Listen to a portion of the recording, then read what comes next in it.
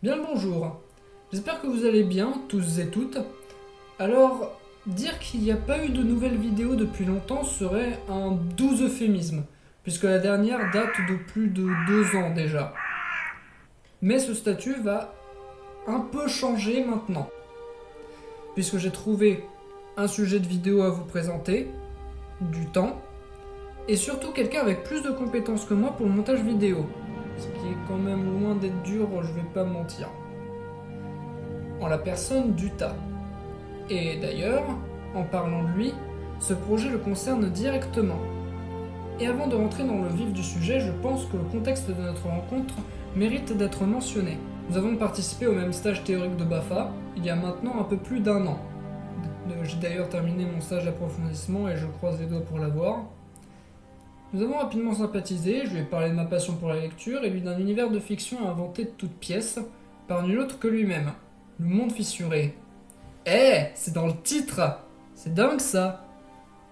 C'est lui qui m'a fait découvrir l'application d'écriture et de lecture Wattpad, sur laquelle je suis actif depuis plus d'1 an déjà.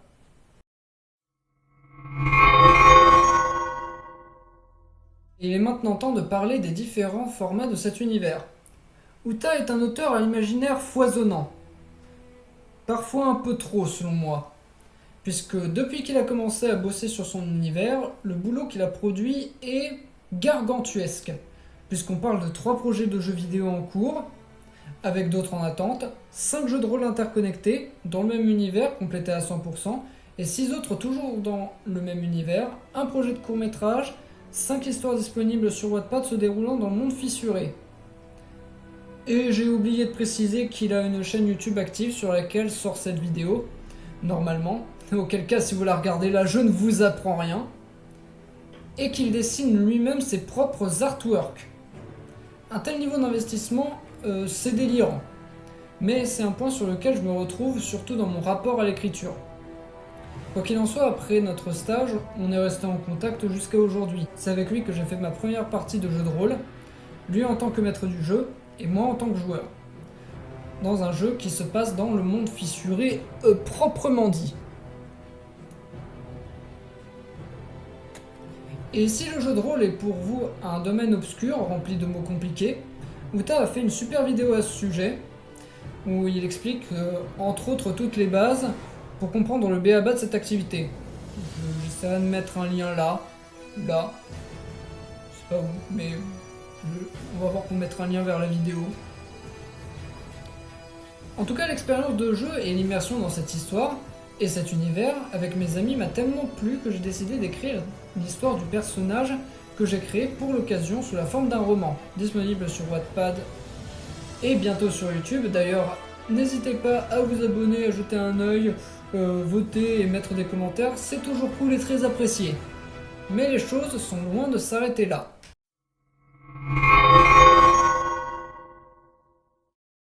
Cette vidéo est la première de ce que j'appelle l'étape supérieure. Comme je vous l'ai fait comprendre, l'univers d'Utah est ultra, méga, giga, vaste.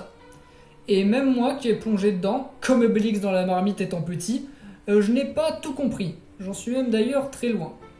L'objectif de cette nouvelle série de vidéos, le lore fissuré, ça claque vraiment comme titre, est de proposer une présentation en douceur, de la manière la plus claire et simple possible, cet univers, de sorte qu'un néophyte ne se retrouve pas complètement perdu et découragé par l'immensité de cet univers comme j'aurais pu l'être. Ainsi, il faut comprendre que ceci est une introduction d'introduction. Je ne parlerai ici que des éléments que j'ai compris de ce lore, et de ceux que je garde pour les besoins de mon histoire. Par exemple, dans le jeu de rôle originel, il y a 40 races. Je les ai réduites à 17. Ce qui reste quand même beaucoup, mais beaucoup moins. Il n'est pas nécessaire de regarder cette série de vidéos pour lire mon histoire. Je fais en sorte d'intégrer les informations essentielles pour comprendre le monde au sein même du roman. En revanche, je vous le conseille fortement si vous voulez vous plonger dans les histoires racontées par Utah. Si vous êtes comme moi et que vous avez tendance à absolument rien comprendre à ce qu'il raconte. Après, vous pouvez aussi découvrir cet univers pour le plaisir. Cependant, notre collaboration vise un objectif bien plus grand encore. Uta travaille sur ses projets par pure passion. Mais la pure passion, ça n'a pas vraiment tendance à payer le loyer. Donc l'objectif final est de réussir à commercialiser les jeux et histoires d'Uta sur le monde fissuré. Et la mienne par la même occasion. Ces vidéos peuvent donc nous apporter mutuellement plus de visibilité, et ça c'est vachement cool.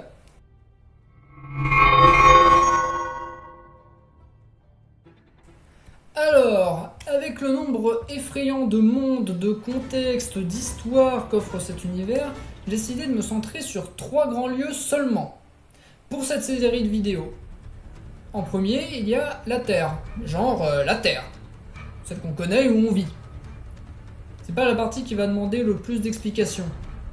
Ensuite, on a le fameux monde fissuré, qui va accueillir le cœur de l'action, avec énormément de nouvelles races, cultures, environnements et autres choses qui vont prendre pas mal de temps à détailler. Et quand j'entends race, je parle dans le thème fantasy, science-fiction. Commencez pas à croire que j'ai basculé du côté obscur de la force. Et tous ces éléments de l'univers seront approfondis dans des vidéos dédiées. Le grand dernier lieu sur lequel je vais sans doute m'appesantir plus tard, c'est la réserve des anomalies. En gros, ce qu'il faut en retenir, c'est que c'est une sorte de purgatoire qui va servir de passerelle entre les mondes. J'en dis pas plus pour garder un peu de suspense.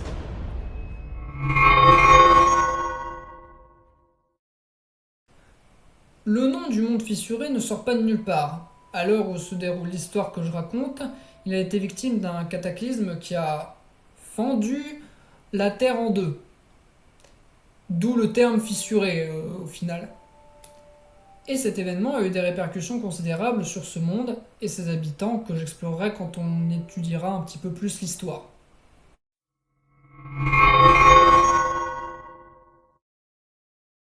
En parlant de cette histoire, elle est découpée en un total de 16 périodes.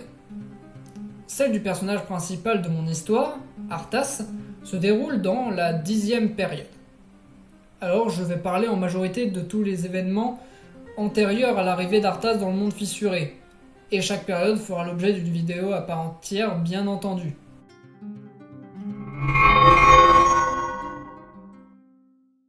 Alors une chose assez importante à savoir sur ce monde, c'est le contexte politique global.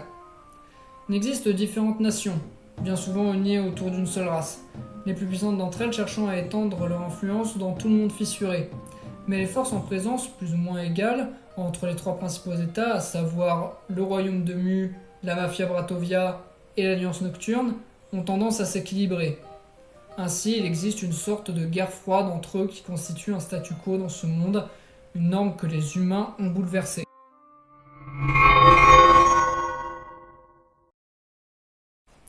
Les humains sont originaires de la Terre, un monde parallèle au monde fissuré, et depuis quelque temps, les humains y sont transférés à leur insu et contre leur gré. Il existe 2 sortes d'humains dans le monde fissuré. En premier, les intrus, nommés Alterians par les indigènes. Ce sont des humains normaux qui n'avaient aucune connaissance de ce monde parallèle avant leur transfert. Au premier abord, on croirait que leur venue est due au hasard ou à une force capricieuse et incontrôlable. Mais elle a bien une logique, que je ne révèle pas pour l'instant bien sûr. La deuxième caste d'humains se nomme Écopicates. Dans la majorité des cas, ce sont des humains possédant des dons s'apparentant à de la magie, et que les habitants du monde fissuré appellent Aura. Et oui, pas Aura, A-U-R-A, mais A-U-J-A avec un tréma. Et pourquoi faire simple quand on peut faire compliqué, ça pourrait être le credo d'Uta, et c'est pas fini. Ces dons peuvent dater du temps où ils étaient encore sur Terre, mais bien souvent ils se sont développés au fil du contact avec les différentes races, et du temps passé dans le monde fissuré.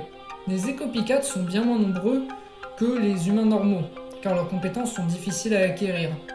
De plus, la vie dans le monde fissuré est si dure que plus de 80% des humains meurent lors de la première année suivant leur transfert. Les écopicates sont donc des vétérans, en charge de l'organisation et du maintien de groupes de survivants humains. Tous les humains venant d'un autre monde sont considérés comme des intrus dans le monde fissuré, vus au mieux comme une nuisance quand on ne souhaite pas carrément leur mort.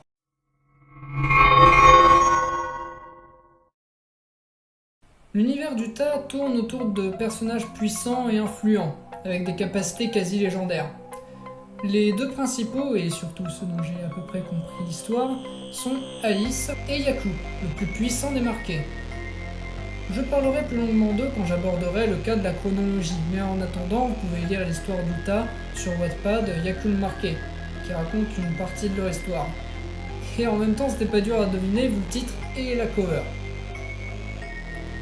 Je me permets une petite update, l'histoire est actuellement en cours de réécriture, il va falloir patienter.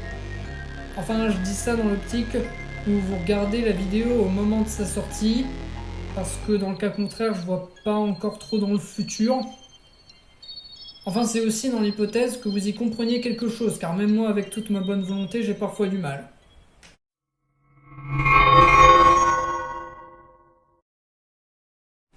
D'ailleurs, si vous n'êtes pas familier avec l'univers d'Utah, vous devez sans doute vous demander ce qu'est un marqué. Pas de panique, je suis là pour vous l'expliquer. Les marqués sont des habitants du monde fissuré ayant servi de cobayes et de sujets d'études pour des expériences de tous bords, aux mains de scientifiques pas très nets. Cela a eu pour conséquence de leur donner des pouvoirs hors du commun, au point de faire peur aux plus grandes puissances du monde fissuré.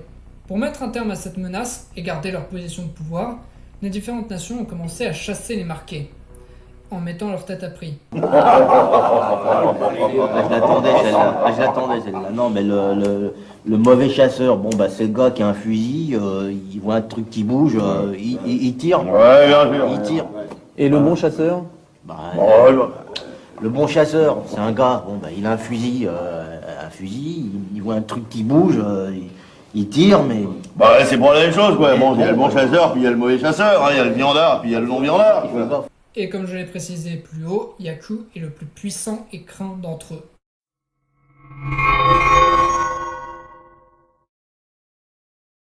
Alors, le monde fissuré n'est pas peuplé que de races à intelligence humaine, mais également de Zwinfir et de Zouaves.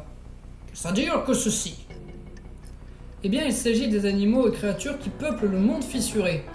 La grosse différence entre les deux, c'est que les Zwinfir sont des animaux inoffensifs en général, et les Zouaves sont hostiles envers la plupart des formes de vie. Et oui, c'est bien un jeu de mots avec ce à quoi vous pensez. Et oui, des mots compliqués avec des trémas, c'est pas ça qui manque dans ce monde. Et ces deux catégories d'animaux auront bien droit à des vidéos dédiées.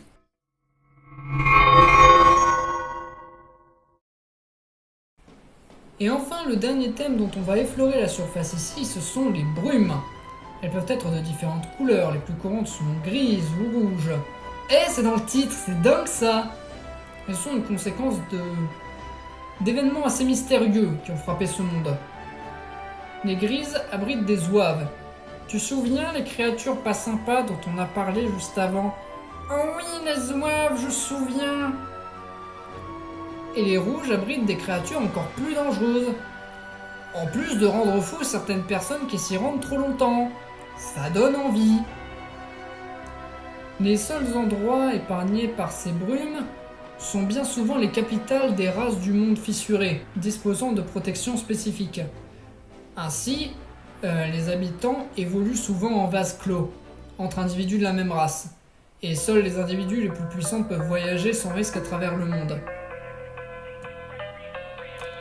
Ce qui ne signifie pas que le monde est moins dangereux dans ces mêmes capitales. Oh non, parce que si tu as de la chance, tu peux débarquer chez les Mantis, les Chrismi. Mais si t'as pas de chance, tu peux tomber sur des peuples beaucoup moins sympas, comme les Omokushi, les Munes. Et en parlant d'eux, ce sera d'ailleurs le sujet de la prochaine vidéo. Et oui, le maître des transitions, c'est moi.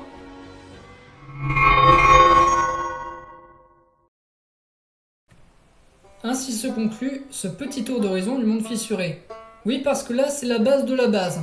Si on devait comparer cette vidéo à un iceberg du monde fissuré, ce serait juste la surface. J'espère avoir abordé ce sujet en donnant le plus d'informations claires possible, et vous avoir donné envie d'en savoir plus sur cet univers.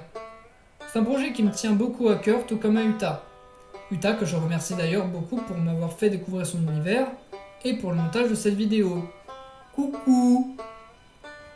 Et en attendant la prochaine, vous pouvez liker la vidéo, vous abonner, mettre la cloche pour être averti des différentes sorties de vidéos, Dans la description, vous aurez le lien de mon Discord et de mon Insta pour me découvrir un peu plus, et de mon Wattpad où vous retrouverez l'histoire se déroulant dans le monde fissuré et plein d'autres. A la prochaine tout le monde!